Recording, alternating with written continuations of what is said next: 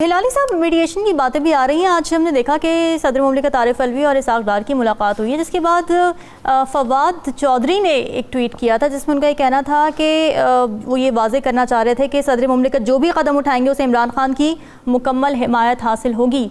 आप देख रहे हैं कि इस मीटिंग में कोई कुछ बातचीत हुई होगी, कोई बातें तय हुई होंगी?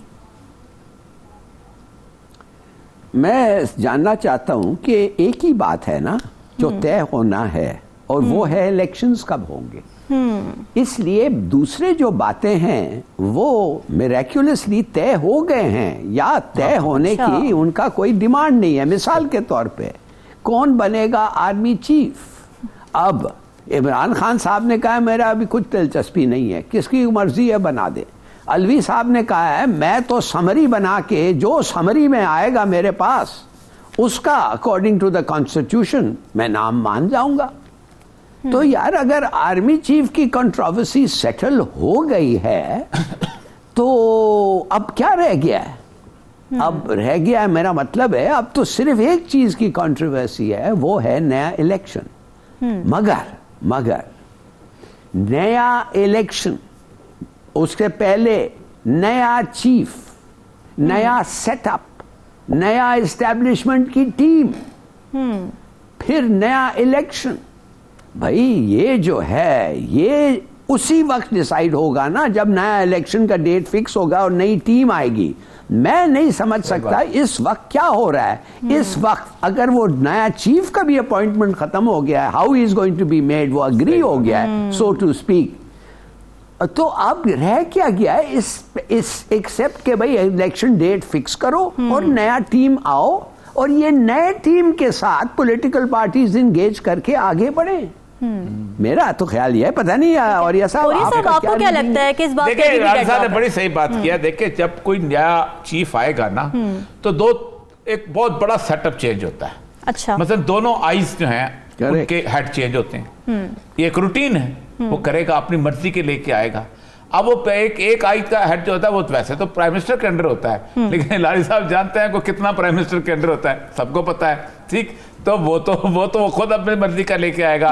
दूसरा एमआई का भी चीफ वो लेके आएगा, फिर उसके बाद मुख्तलिफ उसके कोर कमांडर्स की पोस्टिंग्स भी लेके आएगा, अपने कॉन्फिडेंटे लेके आएगा। ये सारे जिस वक्त एक चेंज के प्रोसेस से गुजरेंगे तो ये 15-20 दिन जो है ये डस्ट सेटल्ड होगी।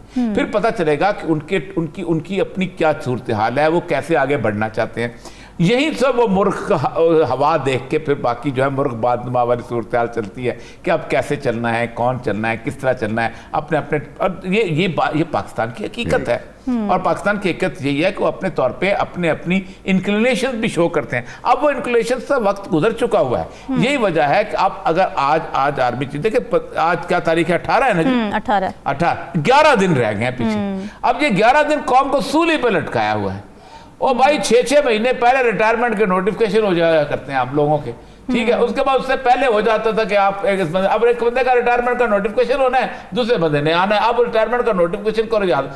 सबसे खतरनाक बात जो थी वो ये थी कि जो आर्मी के एक्ट में 52 में अमेंडमेंट लेके आ रहे थे और उसमें यह कहा जा रहा था कि प्राइम मिनिस्टर जो है वो किसी भी शख्स को उसके अंदर अपना रख सकता है, वो रिटेन कर सकता है, एक्सटेंड कर सकता है। अब ये इख्तियार आर्मी चीफ का था, इस पे पाकिस्तान की आर्मी ने रिजेंट किया कि आप कौन होते हो कि मेजर जनरल को कहो कि तुम 6 महीने और रह जाओ। आर्मी चीफ अगर रिकमेंड करे तो तुम दो मर्जी कर दो।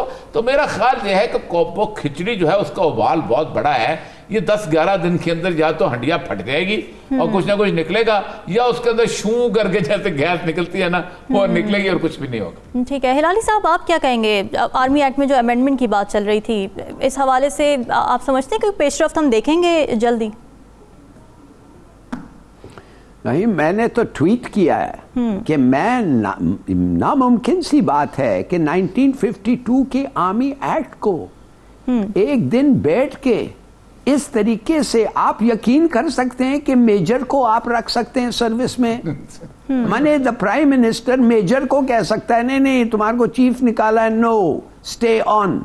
मैं कह रहा हूं उसके पास ये कप्तान वो भी आ सकता है। भाई ये लेफ्टिनेंट जनरल्स और 3 स्टार 2 स्टार छोड़े हैं, ये तो आप किसी को भी जिसको आप चाहते हैं regardless of what the suggestion is जो आर्मी का चीफ जो सब चीज जानता है, जो 70 साल से करता रहा है, जिसके बारे में इस बात पे कोई डिफरेंसेस नहीं होते थे कि मेजर साहब कब जाएंगे, कर्नल कब जाएगा, ब्रिगेडियर कब जाएगा, it was a first class selection process. Hilali साहब, ये राग हर कोई अलापता है कि सियासी मसाइल का सियासी हल होना चाहिए, सभी वाकिफ हैं इस हकीकत से, तो फिर क्या वजह है कि हुकूमत को अपने छोटे मोटे इंतजामी और सियासी मसाइल के हल के लिए बार बार अदालत के रूबरू जाना पड़ता है? वो इसलिए कि अगर हाई कोर्ट के पास जाएं या अगर मैजिस्ट्रेट के पास जाएं, वो हाई कोर्ट के पास अपील होगा, हाई कोर्ट के पास जाएं, सुप्रीम कोर्ट के पास होगा। बिल्कुल सही कहा औरिया साहब, मुझे पता नहीं है छोटी छोटी बातों का। ये कहते हैं कि मार्च रोक दो। भाई जस्टिस मिनन जो अब सुप्रीम कोर्ट में बैठे हुए हैं, उन्होंने कहा क्यों खामखा, क्यों? सबका हक होता है मार्च करने के लिए, right to march, right to be heard.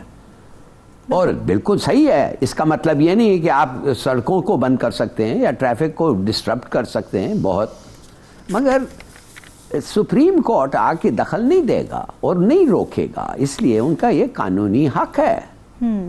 मगर मैं तो समझता हूं कि सवाल एक्चुअली जो हमें पूछना चाहिए कि ये मार्च को हो क्या रहा है, ये किस किस्म का मार्च है, क्या है ये मार्च है, अच्छा। धरना है, जलसा है, क्या है? आपको क्या लगता है मिसाल क्या के है? तौर पे ये तो इमरान खान के जो जख्म है वो तो अब लगता है कि आसानी से तो वो नहीं हील करेंगे। बिल्कुल। 2 महीने का उनको कहा है रेस्ट करें। अरे भाई अगर 2 महीने का ये रेस्ट करेंगे तो कब आके कौन सा जलसा ये ज्वाइन करेंगे, कब ज्वाइन करेंगे? और अगर 4 और 6 हफ्ते के दरमियान नहीं आके ज्वाइन कर सकते हैं तो फिर ये जलसे का मतलब क्या है? बेहतर नहीं है कि डिसबैंड करें कुछ देर के लिए? ठीक है, मैं तो समझता हूँ कि ये जल्स जी बोलिए आप। देखिए लाल ठीक साहब, असल मसला ये है कि इमरान खान साहब के जो वुंड्स है ना, उनके ऊपर आज मेडिकल ओपिनियन बड़ी ज़बरदस्ती आई है। 2 तरह के वुंड्स होते हैं, एक नॉर्मल वुंड होता है जिसको आप स्टिच कर देते हैं, एक होता है कि वो वुंड जो जिसको डर्टी वुंड्स कहा जाता है, क्योंकि जिस वक्त गोली अंदर जाती है तो अपने साथ साथ बहुत सारे ज़र्रात और बाकी चीज़ें लेके जाती है जिनको कभी भी स्टिच नहीं किया जाता, उसको ऑटोमेटिक हीलिंग पे रखा जाता है। तो हिलाली साहब बिल्कुल ठीक कहते हैं कि उनकी एक अप्रीहेंशन डॉक्टर्स की भी है कि और ज़्यादा देर तक उसको करना पड़ेगा, वहाँ पर उसको रेस्ट करना पड़ेगा। असल मसला यह है कि इमरान खान ने इस वक्त बेसिकली मार्चिंग टूवर्ड्स उन्होंने इस तरह डिजाइन कर दिया हुआ है कि वो उधर चल रहे हैं लेकिन एक एक जगह पे जलसा कर रहे हैं। अब लाहौर का बंदा ना वजीराबाद जा रहा है, ना झेलम जा रहा है, ना किसी और जगह जा रहा है, सारे अपने अपनी जगहों पे जलसे कर रहे हैं।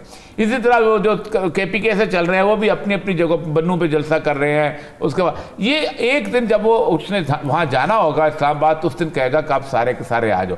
तो एक बेसिकली उसने इशू को जिंदा रखा हुआ है और ये बहुत बड़ी बात है कि जिंदा रखा हुआ है इस सारी सिचुएशन के अंदर।